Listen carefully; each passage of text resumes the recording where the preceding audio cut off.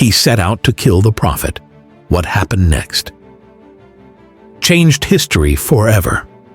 Umar was ready to end it all. He was ready to kill the Prophet Muhammad and wipe out Islam. Fueled by rage, his sword was drawn, his mind set. But what if the moment he meant to destroy everything became the moment that changed history?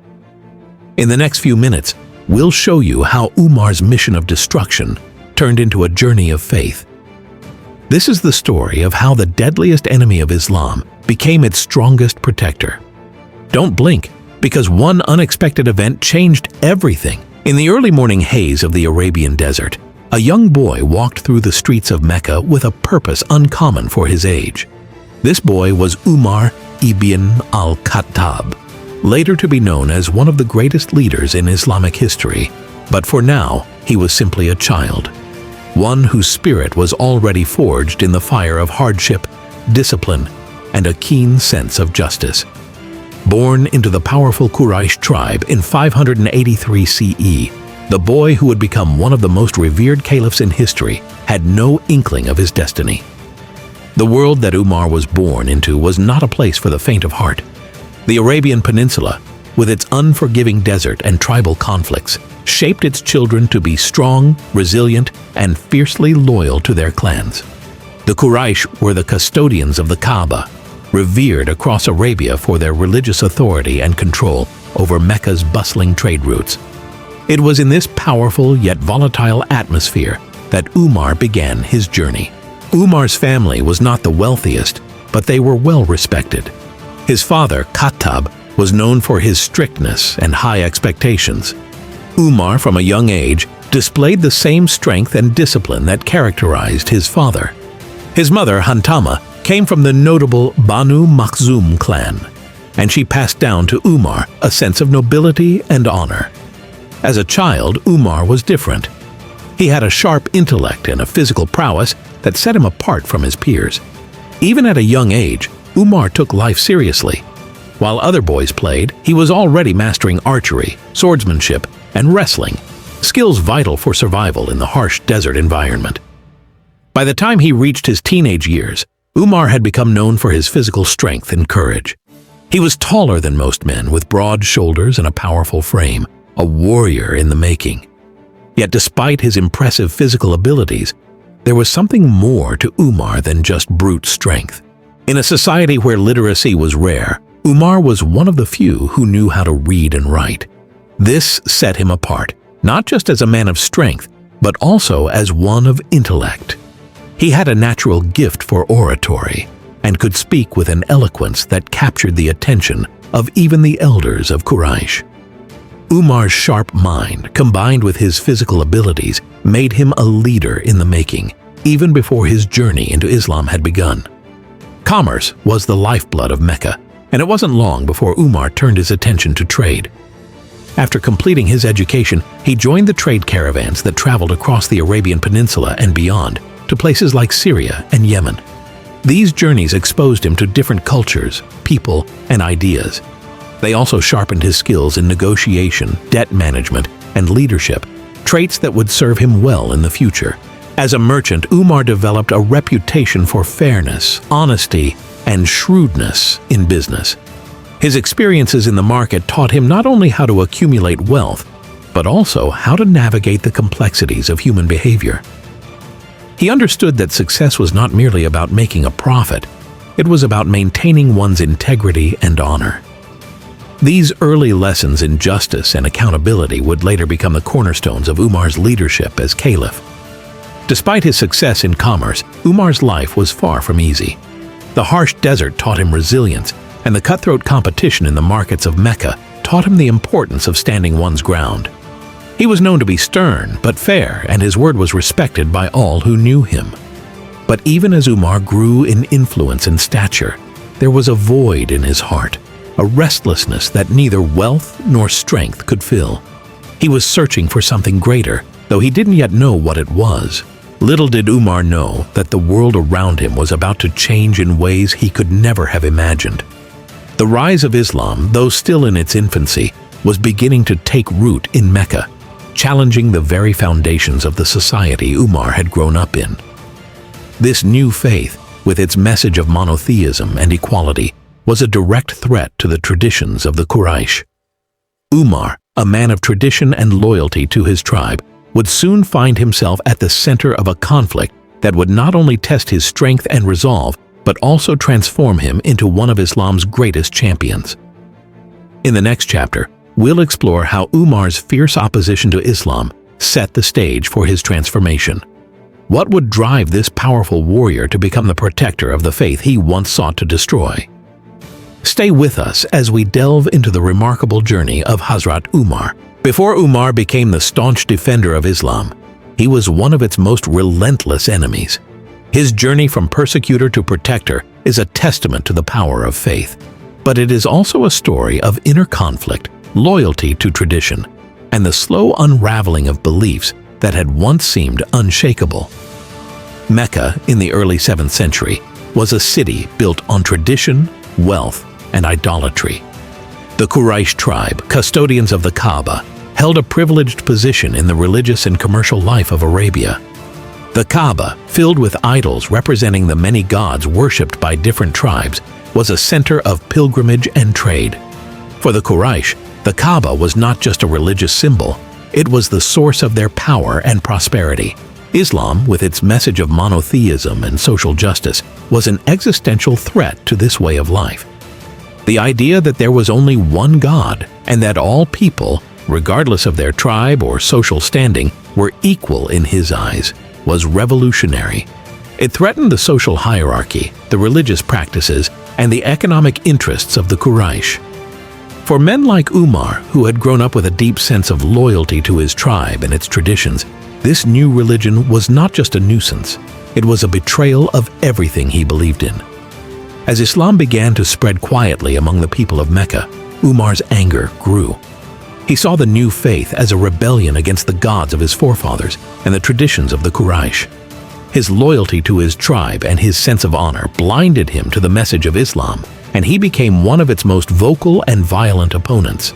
In his fury, Umar took it upon himself to punish those who had accepted Islam. He viewed the converts as traitors, people who had abandoned their tribe and their gods for the teachings of a single man, Muhammad. Umar's anger was not limited to strangers. It extended to those closest to him.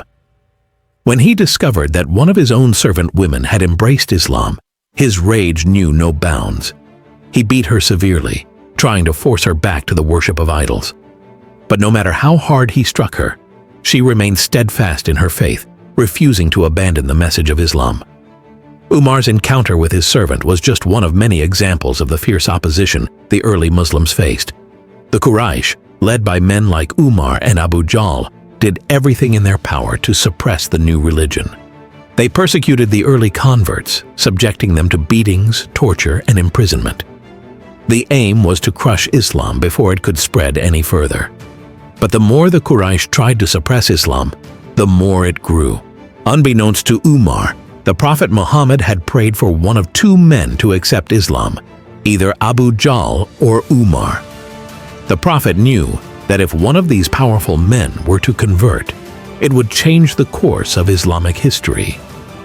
And as destiny would have it, it was Umar's heart that would be softened by the light of Islam. As the tensions between the Quraysh and the Muslims escalated, so did Umar's hatred for Islam. He could not understand why so many of his fellow Meccans were abandoning the gods of their ancestors for this new faith. To him, it was an insult to everything the Quraysh stood for, and he was determined to put an end to it once and for all. But the greatest battle Umar would face was not with the Muslims. It was with himself. His heart, though hardened by pride and anger, would soon be softened by the very message he had sought to destroy. Umar was a man of action, a warrior who believed in solving problems with the force of his will, and if necessary, with the edge of his sword. When it became clear to him that Islam was not going away, he made a decision that would set him on a collision course with destiny. Umar decided that the only way to stop Islam was to kill the Prophet Muhammad himself. With his sword hanging by his side, Umar set off with grim determination. His heart burned with anger, not just at the Prophet, but at the growing number of Meccans who were abandoning their gods for this new religion. He saw the spread of Islam as an infection, one that threatened to destroy everything he held dear: his tribe, his traditions, his gods. And so, he marched through the streets of Mecca with one thought in mind. He would end this rebellion, and he would do it with his own hands. As he made his way through the city, Umar crossed paths with a man who, seeing the fierce look in his eyes, asked him where he was going. When Umar told him of his plan to kill Muhammad, the man, fearful for the Prophet's life, quickly tried to deflect Umar's wrath. "Before you go after Muhammad," the man said, "you should know that your own sister Fatima has accepted Islam." Umar stopped in his tracks. His sister? His own flesh and blood had betrayed their family and their gods. His anger, already smoldering, erupted into a full blaze. Without a word, Umar turned on his heel and made his way toward his sister's house. His heart pounded in his chest, his mind racing with thoughts of betrayal. How could his sister, someone he loved and trusted, have fallen for the same lies that were leading so many others astray? When Umar arrived at his sister's house, he didn't hesitate. He burst through the door, his face flushed with rage. There, in front of him, was his sister Fatima and her husband, Sa'id, quietly reciting verses from the Quran. The sight of them reading the words of Islam, this religion that had torn apart his life, sent Umar over the edge. He struck them both in his fury, knocking them to the ground. As his sister lay there, bleeding, her husband injured beside her, something strange happened. Umar's eyes fell on the pages of the Quran, scattered across the floor. His heart, still burning with anger, was suddenly touched by an unfamiliar feeling: curiosity. What was it about this religion that had drawn his sister away from the gods of their forefathers? What was it about these words that had caused so many to risk their lives? Slowly, Umar bent down and picked up the pages of the Quran. His hands trembled as he held them. He had come to destroy Islam, but now, holding the Quran in his hands, he found himself overwhelmed by a desire to understand. His sister, though bruised and bleeding, looked up at him with eyes filled with conviction.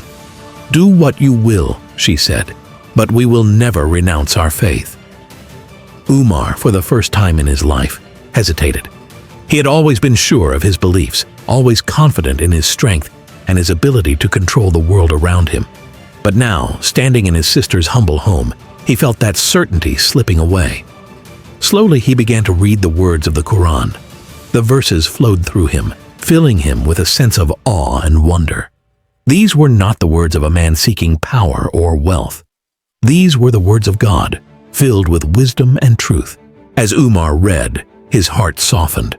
The anger that had driven him to his sister's house began to melt away, replaced by a profound sense of peace. He knew in that moment that this was the truth. Islam was not a threat, it was a gift, a message from the one true God. With his heart transformed, Umar set out to find the Prophet Muhammad, but this time his mission was not one of violence. When he arrived at the house where the Prophet and his companions were gathered, the tension was thick. Everyone knew Umar's reputation, and they feared the worst. But when Umar entered the room, his face was no longer twisted in anger.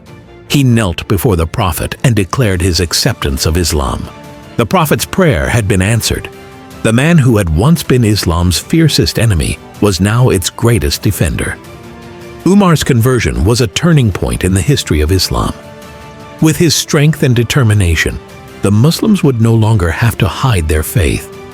But this was only the beginning. With his newfound faith, Umar would soon face the greatest test of his life, declaring his Islam publicly, in front of the very people who had once seen him as a champion of their cause. How would Mecca react to the conversion of one of its most powerful sons? And how would Umar's courage and conviction change the course of Islamic history? In the next chapter, we will witness how Umar's bravery and determination led him to publicly declare his Islam, challenging the Quraysh and ushering in a new era for the Muslim community. Stay with us as we explore the extraordinary courage of Hazrat Umar, the man who would soon be known as Al-Faruq, the one who distinguishes between right and wrong,